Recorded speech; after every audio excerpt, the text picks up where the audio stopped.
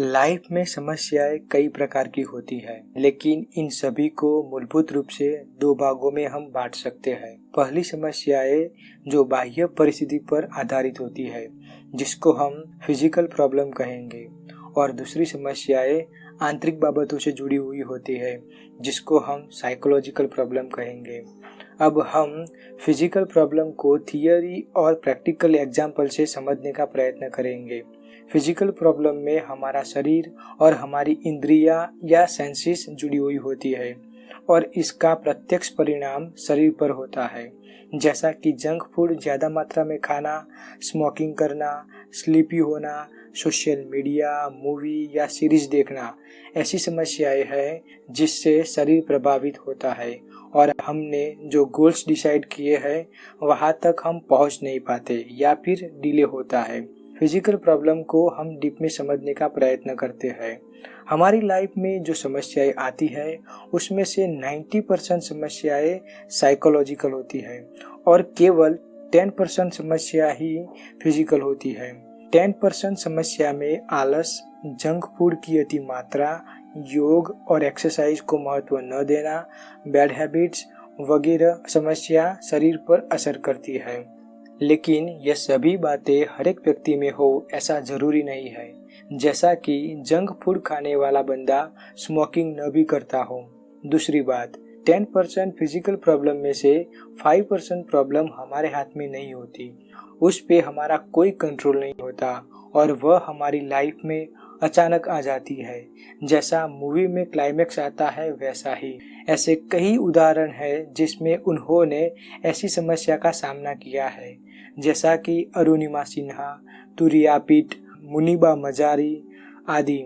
मित्रों, आप जरूर इन तीनों का इंटरव्यू एंड स्पीच देखना, बहुत कुछ सीखने को मिलेगा। फिजिकल प्रॉब्लम में जो 5% प्रॉब्लम है जिस पे हमारा कोई कंट्रोल नहीं होता, उसको हम एक प्रैक्टिकल एग्जाम्पल से समझने का प्रयत्न करते हैं, जिसमें तुरिया पिट को हम समझेंगे।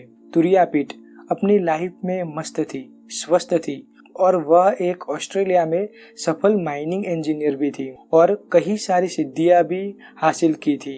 एक बार उन्होंने ऑस्ट्रेलिया में 100 किलोमीटर की मैराथन रेस में भाग लिया, जिसका आयोजन ऑस्ट्रेलिया के जंगल में हुआ था। रास्ते टेढ़े मेढ़े थे और जंगल के अंदर थे। जब तुरिया पिट ने रेस 19 किलोमीटर कंप्लीट की, उसी वक्त जंगल में भयानक आग लगनी शुरू हो गई और तुरिया पिट उस आग के लपेटे में आ गई और उसे हॉस्पिटल हेलीकॉप्टर में लेकर गए। डॉक्टर ने कहा उनके शरीर का 65% भाग जल चुका था और उनके शरीर पर कई सारी सर्जरी कई महीनों तक चली, फिर भी उन्होंने हार न मानी।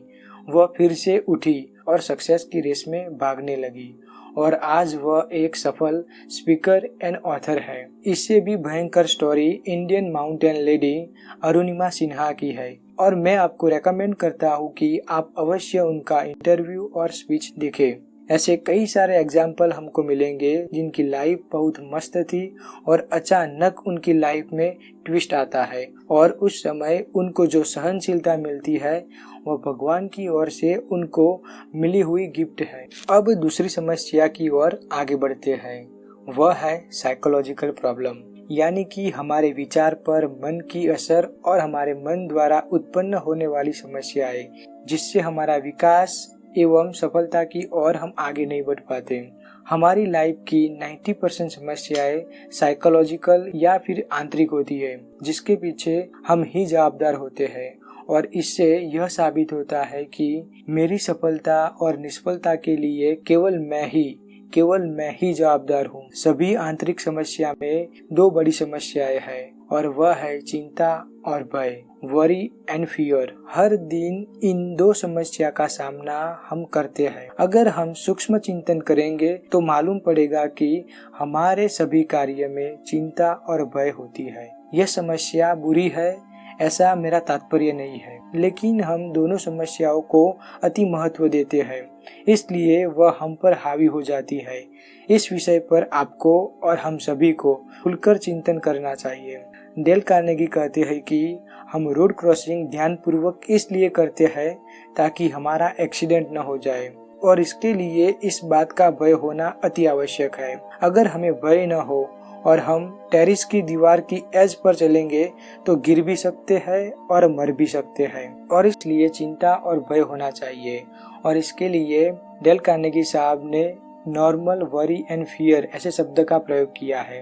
लेकिन जिस डर और चिंता की आवश्यकता नहीं वह फिर भी है, जैसा कि पब्लिक स्पीकिंग, नए लोगों से बात करने में हिचकिचाना, ग्रुप से डर लगना, ऐसे कई सारे एग्जाम्पल है जिसको कार्नेगी साहब एबनॉर्मल वरी एंड फियर कहते हैं, और इनको हमारी लाइफ में से निकालना अति आवश्यक है। इसके लिए हमें हर बार सूक्ष्मतः चिंतन करना ही होगा।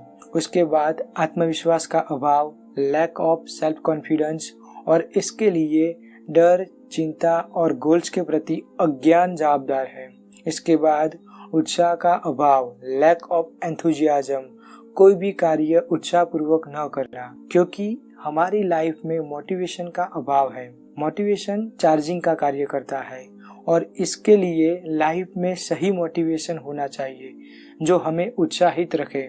ऐसे ही कई सारे प्रॉब्लम्स है जिनका हमें सामना करना पड़ता है, जैसा कि lack of focus, lack of consistency, lack of patience आदि। इसी टॉपिक्स को लेकर हम सीरीज ऑफ सक्सेस में आगे बढ़ेंगे और डीप में समझने का प्रयत्न करेंगे कि कैसे इन समस्याओं का सामना किया जाए। तो मित्रों, मेरा आपको सजेशन है कि इस चैनल को जरूर सब्सक्राइब करें ताकि सफलता की इस रेस में हम साथ में दौड़ सके। धन्यवाद। स्वस्थ रहो, मस्त रहो, हंसते रहो।